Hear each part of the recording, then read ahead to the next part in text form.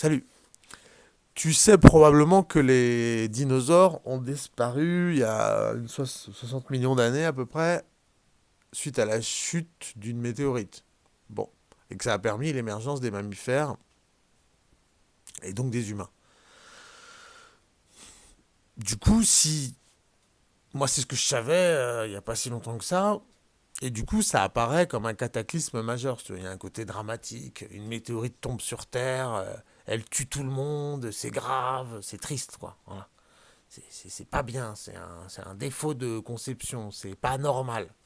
Voilà un peu l'idée que j'en avais, puisque les dinosaures, dans ma tête, étaient l'aboutissement de centaines de millions, voilà, de toute l'histoire de la vie sur Terre. Et il a suffi d'une météorite pour qu'on passe à deux doigts de la disparition de la vie sur Terre. Moi, c'est comme ça que j'avais compris le mécanisme des dinosaures et de l'extinction des dinosaures. Mais j'ai appris qu'avant les dinosaures, il y avait déjà eu deux grandes extinctions d'espèces équivalentes, quoi. Il y avait des espèces qui occupaient la Terre, qui se sont fait détruire par un événement, peu importe, probablement une météorite, mais bon, ça pourrait être des volcans, un changement de pôle magnétique, bon, peu importe, un grand événement qui nique tout, quoi, qui fait disparaître 90% de la biodiversité. Donc j'ai appris que c'était arrivé deux fois déjà avant les dinosaures, ok. Bon. Euh, il se trouve que nous, les humains, depuis 2 siècles, on s'est acharné à tout niquer et on a détruit genre 60 à 70% de la biodiversité sur Terre. En fait, on a eu déjà l'effet d'un astéroïde. Ok, donc c'est la quatrième fois bon, qu'il y a une grande extinction sur Terre. Ah. Bon, alors on passe d'une fois où les dinosaures ont disparu, où là tu peux te dire c'est exceptionnel, c'est pas normal. C'est quelque chose de régulier en vérité. Régulièrement, la Terre est resetée, remise à zéro, point. Voilà, de fait. Bon. Et du coup, bah, on passe d'un événement exceptionnel à quelque chose qui semble être un système, en fait. Il semble, quand tu regardes les choses sous cet angle, que bah, la Terre a le goût, régulièrement, tous les X millions d'années, de se.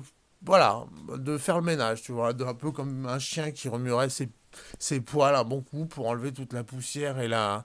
Voilà, ou comme si tu prends une douche, tu vois, tu prends une douche, tout ça t'enlève toutes tes bactéries, hop, t'es reparti, t'es tout propre, quoi. Tu peux repartir. Voilà, c'est l'impression que ça donne, du coup. T'as l'impression, quand tu sais maintenant que voilà, c'est un processus régulier, et qu'à chaque fois, la vie qui en ressort à la sortie est plus complexe, plus intelligente, plus élaborée. En fait, il semble évident que c'est un processus naturel. Processus naturel, d'ailleurs, qui est ni plus ni moins que celui de la sélection naturelle des espèces, en fait. Mais en version hardcore. C'est-à-dire, c'est pas. Tu t'adaptes face au fait que la température a baissé de 5 degrés. Du coup, toi, tu as des poils un peu plus touffus. Bon, ça, c'est la sélection naturelle douce, selon Darwin. Mais bon, bah, la Terre.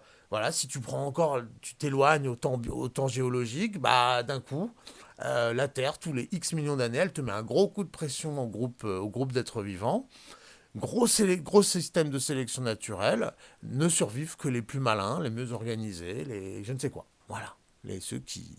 Tout simplement, en fait, ça semble assez naturel. Donc, en fait, du point de vue de la Terre, de son fonctionnement, alors, peut-être qu'il faut que je précise ça. De mon point de vue, l'univers tout entier n'a pas été conçu pour que vous puissiez mater votre série Netflix. Et voilà, je sais, je vais peut-être un peu en choquer certains, mais et aller voter aux prochaines élections. Je pense que l'univers a une fonction qui n'est pas ton petit nombril, quoi, d'humain. Voilà, il y a un processus supérieur à nous, dont nous ne sommes qu'un membre, et ce processus nous échappe. Voilà, bon. Et la Terre participe à ce processus, tout comme toute chose dans l'univers. Voilà. Je ne peux pas te définir pourquoi, quel est l'objet, hein, quel est l'objectif, quel est le processus, mais de fait, je suis convaincu, il y a un processus et tout ce qui est dans l'univers participe à ce processus. Et donc la Terre, dans le cadre de ce processus, en visant cet objectif qui est celui de l'univers que je ne peux pas te définir parce que je ne connais pas, décide tous les. Voilà, implicitement, quand je dis décide, tu vois, c'est comme un arbre perd ses branches, il n'a pas décidé, mais enfin, il les a perdues, quoi. Il décide quand même quelque part de les perdre. C'est que cette branche ne répond pas à mon projet, quoi, à mes objectifs. Bon. Et du coup, bah voilà. vraiment, mon titre même peut avoir l'air un peu racoleur, mais objectivement, de ce point de vue-là, selon ce processus de fonctionnement de la Terre, il semble que les grandes extinctions, c'est bien, de temps en temps, c'est bien. Voilà. Un petit génocide de temps en temps, tous les X millions d'années, pour garder que les meilleurs, c'est bien. Ça fait partie du processus naturel de la terre, mais comme, si vous voulez, vous prenez en agriculture, par exemple, l'agriculture en France, hein, c'est pas le cas dans les pays exotiques, mais a besoin d'un coup de gel en hiver pour tuer tous les parasites qui sont dans la terre et compagnie. Voilà. Donc vous voyez, c'est quelque chose qu'on retrouve ailleurs. Donc ce serait ça, ce serait l'équivalent pour la Terre. Elle sait que des parasites ont une tendance naturelle à s'installer à sa surface et que pour remettre un peu, hop, relaisser sa chance à la vie, repermettre à d'autres formes de vie d'évoluer, notamment les plus subtiles, euh, il faut tout détruire. Voilà. Donc du point de vue de la Terre, sincèrement, je n'exagère même pas. Les génocides, c'est bien. Une grande extinction de temps en temps, c'est bien. Tout comme toi, prendre une douche de temps en temps, c'est bien. Voilà, tout simplement. Bon. Donc bon, après, du point de vue de l'humain, évidemment, c'est un peu plus gênant.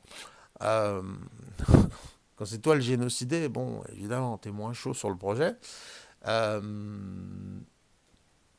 et donc, bah bon, après ça, moi perso, je trouve ça bien. L'humanité génocidée, j'ai aucun problème. Je trouve que c'est une sale race qui mérite de disparaître. Mais si vous êtes chaud pour sauver l'humanité, si vous trouvez qu'elle le mérite, la seule réaction pertinente me semble le projet d'Elon Musk, du coup. Voilà. Alors déjà, toutes les conneries d'écologie n'ont aucun sens, hein, ok. Enfin, sauver la Terre, je pense que vous avez pas... Du coup, de ce point de vue-là, c'est pas le problème, sauver la Terre. C'est comme si une bactérie sur ta peau se mettait en tête de te sauver, quoi. Tu vois, bon. Il faut la respecter, hein, mais bon, la sauver, ça n'a pas tellement de sens, tu comprends? T'es une tique posée sur un éléphant. Tu vas sauver quoi? Qui? Bon. C'est peut-être l'humanité, la seule truc malin serait de se sauver elle-même, éventuellement. Parce que là, vu sous cet angle, c'est sûr qu'on va disparaître.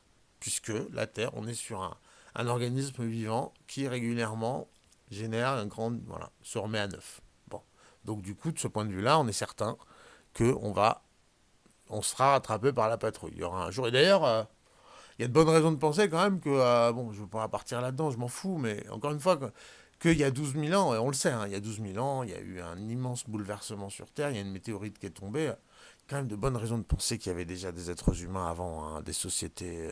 Bon, c'est pas grave, ça importe peu, mais enfin, ça, juste pour dire, oui, d'un coup, quand tu réalises que le processus de destruction comme ça de la vie sur Terre est régulier, bah, tu te dis, bon, bah finalement, s'il est possible que ce soit déjà arrivé, tu sais, il y a des histoires de civilisation, les mecs qui ont construit les pyramides, quoi, en gros, auraient pu disparaître, et ce serait pas délirant, en fait, puisque je viens de te le dire, régulièrement, la Terre, voilà, c'est juste normal, en vrai, c'est prévisible, c'est pas, la question n'est pas, est-ce que ça va arriver, mais quand?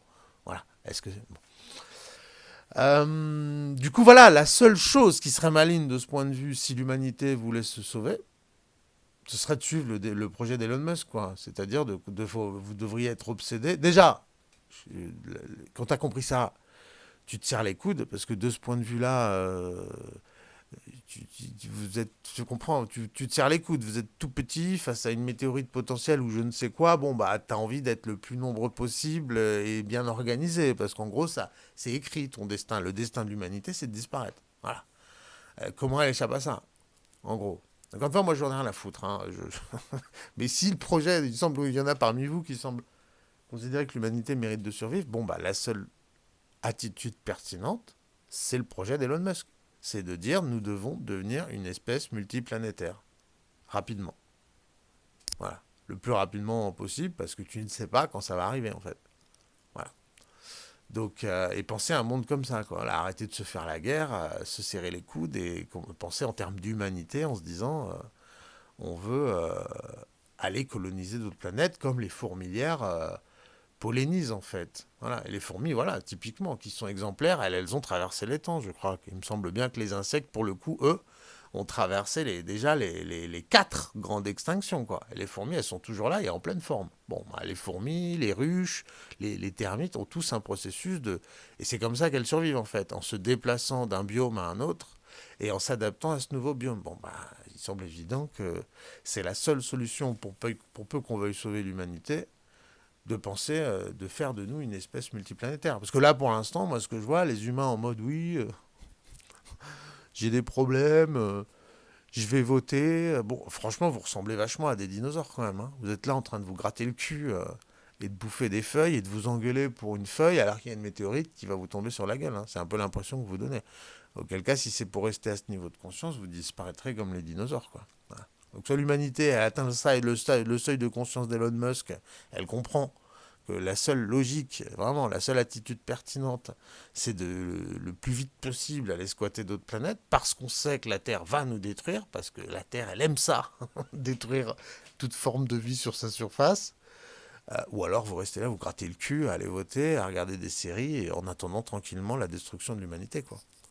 Franchement, je respecte, hein. Je vous avoue que moi, je suis pour, hein, ce projet-là. Je trouve qu'Elon Musk, il veut filer le sida à l'univers. Il ferait mieux de rien dire et de laisser l'humanité disparaître tranquillement. Mais bon, peu importe. Voilà. Bon, bah, donc je te remercie de m'avoir écouté et à bientôt.